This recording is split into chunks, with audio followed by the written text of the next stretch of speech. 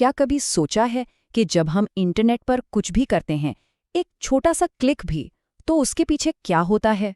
आज हम OSI model की बात करेंगे, मतलब वो सीक्रेट कहानी जो हमारे हर क्लिक के पीछे चल रही होती है।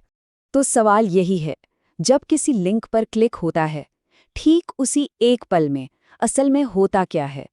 ये सब कुछ इतनी तेजी से होता है कि हमें पता भी नहीं चलता, पर यकीन मानिए, उस एक पल में एक पूरी की पूरी दुनिया छिपी हुई है।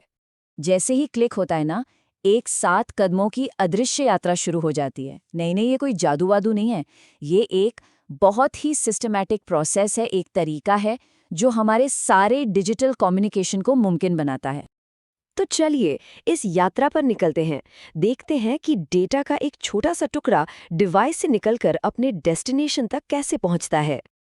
अब इस पूरी यात्रा को जो चीज़ मुमकिन बनाती है, वो है एक, कह सकते हैं, डिजिटल दुनिया की रूल बुक। और इसी रूल बुक का नाम है OSI मॉडल। ये वो नियम हैं जिन्हें हर डिवाइस, हर सिस्टम फॉलो करता है। तो आखिर ये OSI मॉडल है क्या? देखिए, इसका पूरा नाम है ओपन सिस्टम्स इंटरकनेक्शन।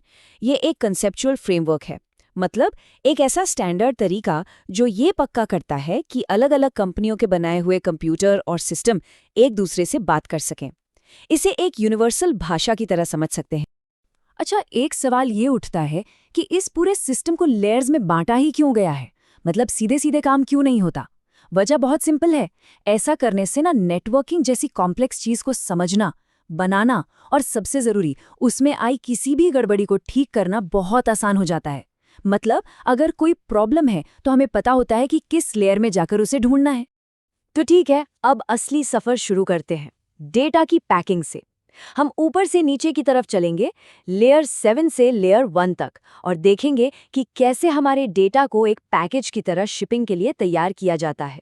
सबसे पहली लेयर, लेयर 7, एप्लीकेशन लेयर।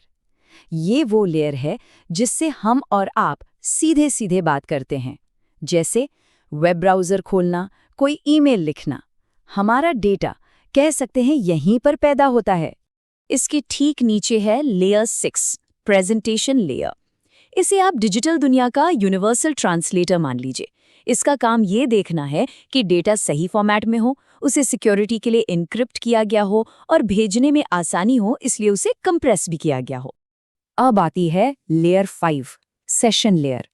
इसका काम सिंपल है, 2 डिवाइसेस के बीच एक कनेक्शन बनाना, जिसे सेशन कहते हैं, और उसे तब तक बनाए रखना जब तक कि सारा काम पूरा ना हो जाए।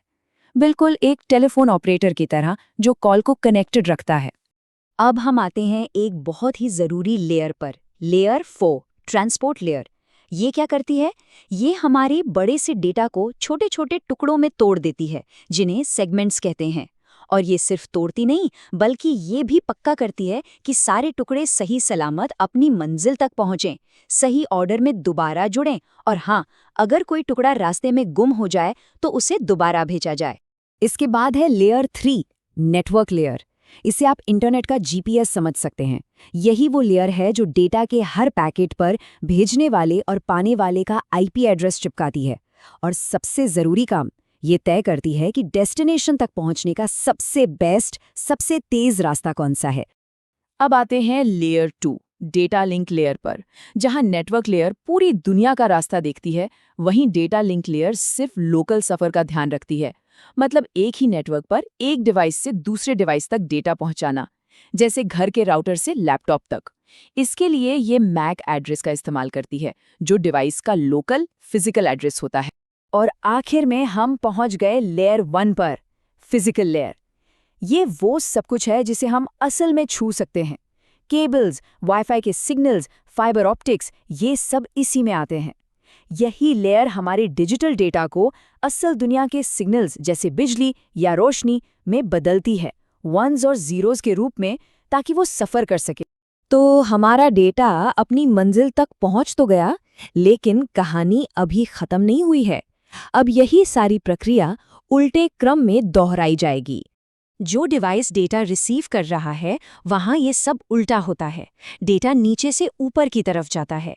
लेयर 1 पर सिग्नल्स आते हैं, लेयर 2 उन्हें फ्रेम बनाती है, लेयर 3 एड्रेस चेक करती है और ऐसे ही एक एक करके हर लेयर अपनी वाली पैकिंग हटाती जाती है और डेटा को ऊपर भेजती जाती है, जब तक कि वो वापस लेयर 7 एप्लीकेशन लेयर तक नहीं पहुंच जाता, बिल्कुल उसी रूप में जैसा भेजा गया था।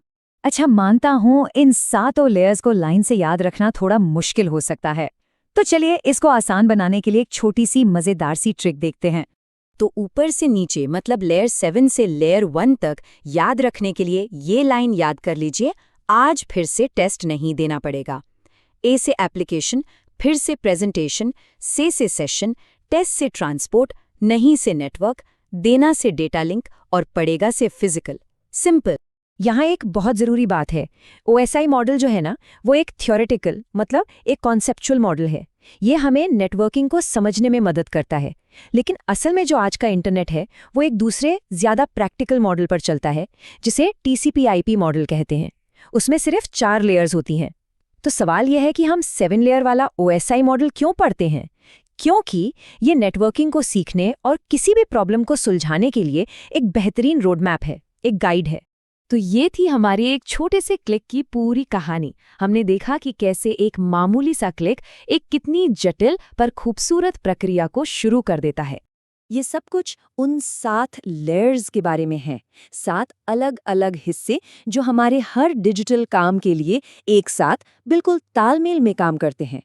ये एक ऑर्केस्ट्रा की तरह है, जहां हर इंस्ट्रूमेंट अपना काम परफेक्ट तरीके से करता है ताकि एक खूबसूरत धुन बन सके। तो अगली बार जब कोई लिंक क्लिक हो या कोई ईमेल जाए या कोई वीडियो चले, तो एक पल के लिए उस अदृश्य ढांचे के बारे में सोचिएगा। यही OSI मॉडल की खूबसूरती है जो हमारी इस कनेक्टेड दुनिया को पावर देता है। और आखिर में एक सवाल, OSI मॉडल की तरह और कौन से ऐसे अदृश्य सिस्टम हैं जो हमारे रोज के डिजिटल जीवन को चला रहे हैं और हमें उनका पता तक नहीं है? सोचिएगा जरूर।